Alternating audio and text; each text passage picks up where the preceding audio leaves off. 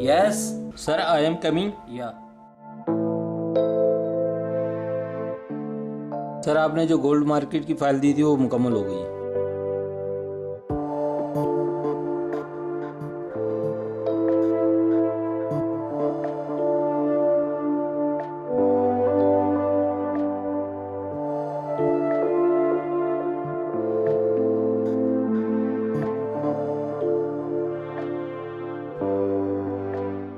Good good yes sir I coming. या sir हमारी जो कॉस्मेटिक प्रोडक्ट की फाइल थी वो कंप्लीट हो चुकी है, आप चेक कर लें।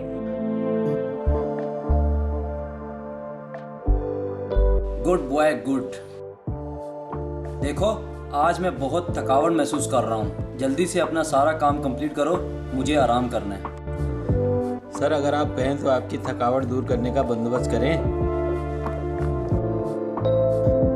क्या मतलब? सर हम आपके लिए एक फीमेल अरेंज करते हैं, वो आपकी थकावट को दूर कर देगी। अरे मैं ऐसा नहीं हूँ, मेरी वाइफ है। ओके सर वाली में और बाहर वाली में बहुत फर्क होता है। ऐसा भी होता है? सर आप ऑफिस से बाहर निकले तो आप बाहर की दुनिया का नज़ारा करें।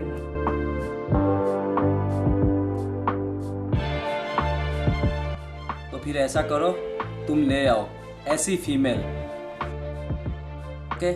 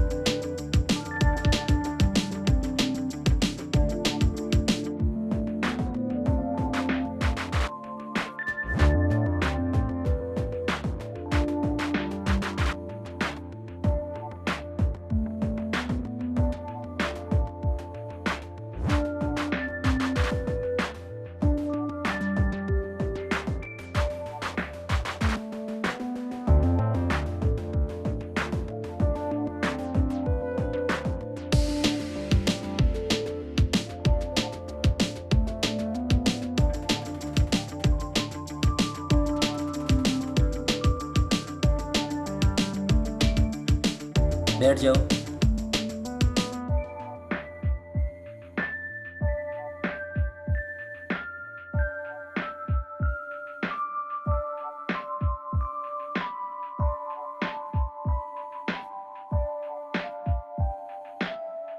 यस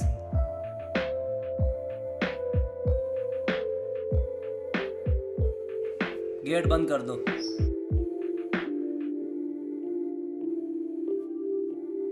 सर आप मुझे सिगरेट से अजियत तो नहीं देंगे?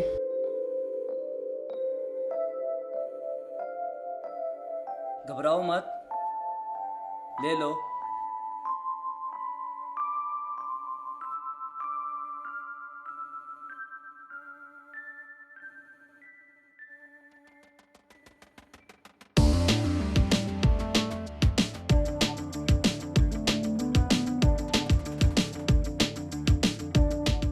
आप मेरे साथ कोई जुल्म तो नहीं करेंगे?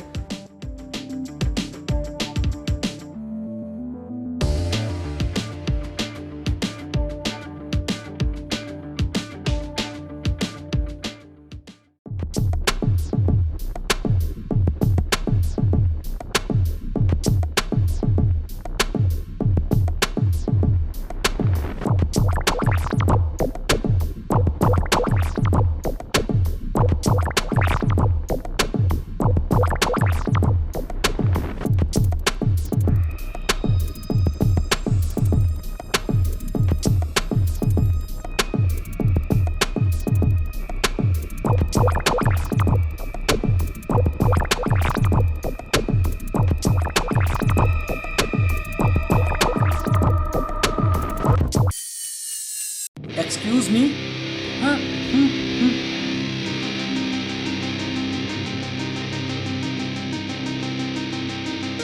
क्या हो गया? Cool down okay.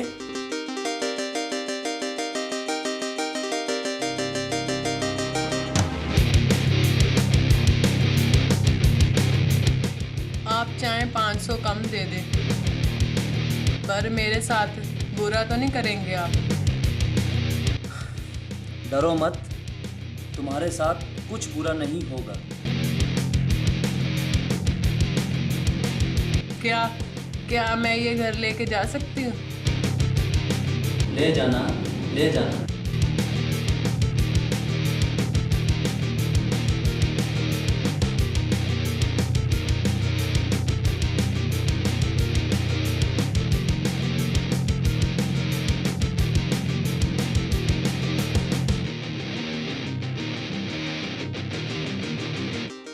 आप जल्दी से अपना काम करें और मुझे घर छोड़ के आएं।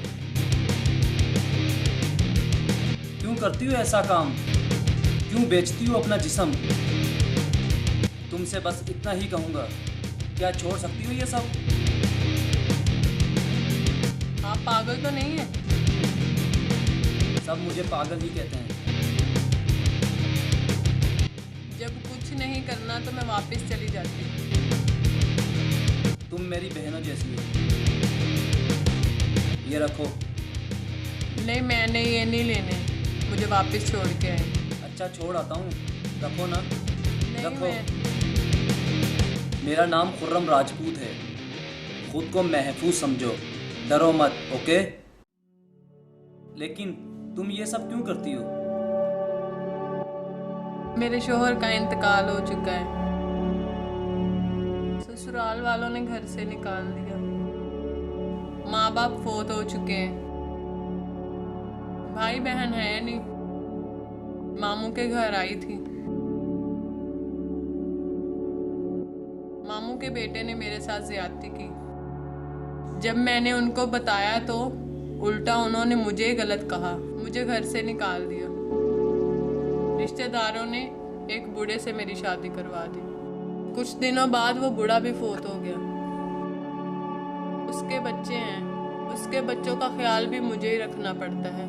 एक दिन मैं रोड पे खड़ी थी, एक आदमी आया, उसने मुझे बोला 1 घंटे के 5,000 दूंगा। देखो मेरी बहन, जो होना था वो हो गया। अब तुम अपने तीनों बच्चों को लेकर मेरे पास आ जाओ। मेरे ऑफिस के साथ कमरा खाली है, तुम वहाँ रहो। घबराने की कोई ज़रूरत नहीं, मैं तुम्हारा भाई हूँ। जिस चीज़ की तुम्हें ज़रूरत हो मैं तुम्हें दूंगा। मैं तुम्हारे तीनों बच्चों का और तुम्हारा पेट मैं भरूंगा। आज के बाद दोबारा ये काम नहीं करना। और अगर मुझे पता चल गया और ये भाई भी तुम्हारे साथ नहीं रहेगा। अभी जाओ और अपने बच्चों को लेकर आओ। जाओ। अल्लाह पाक आपको खुश रखे। अल्लाह पाक आपकी सब दुआएं कबूल करे। जाओ।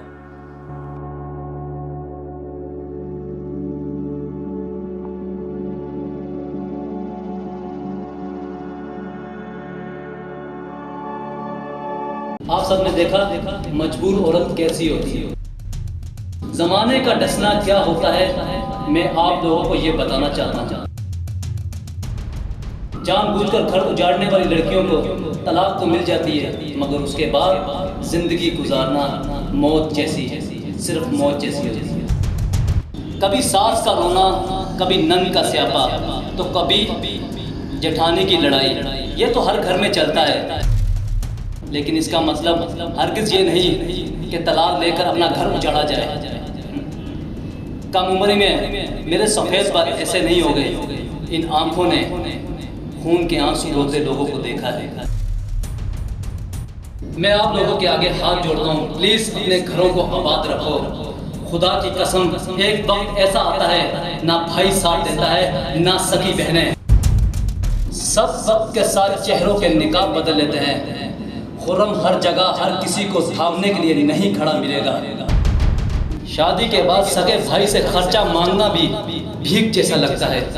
मेरी बातें सिर्फ वो औरत समझ सकती है जिस पे ये सब कुछ गुजर रहा है। हम सफर जैसा भी है वो तुम्हारा लिबास है। याद रखना, तुम सिर्फ जमाने के लिए एक गोश्त का टुकड़ा हो, सिर्फ टुकड़ा। वो जमाने गुजरे मुद्दत हुई जब रिश्तों को पास रखा जाता था। अब रिश्तों से खेला जाता है, हवस पूरी की जाती है। और फिर फेंक दिया जाता है।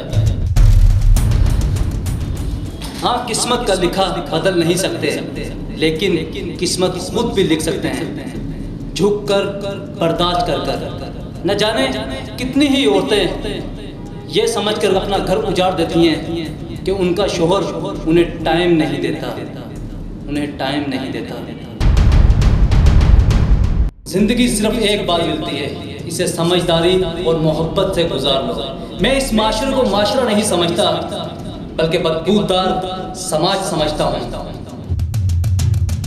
बस आखिर में एक बात कहूँगा, अगर तुमको पेट भरने के लिए घर की चार दीवारी से बाहर नहीं जाना पड़ रहा, अगर तुमको अपना जिस्म बेचना नहीं पड़ रहा, अगर तुम्हारे सर पर चादर है, अगर लोग तुम्हारा सौदा नहीं कर रहे, लोग तुम्हें वैश्य नहीं कहते, अगर तुम रात को महफूज बनाकर में सोती हो, तो मैं तुम्हारे आगे हाथ जोड़ता हूँ, प्लीज़ अपना आशियाना बर्बाद मत करना, अपना आशियाना बर्बाद मत करना।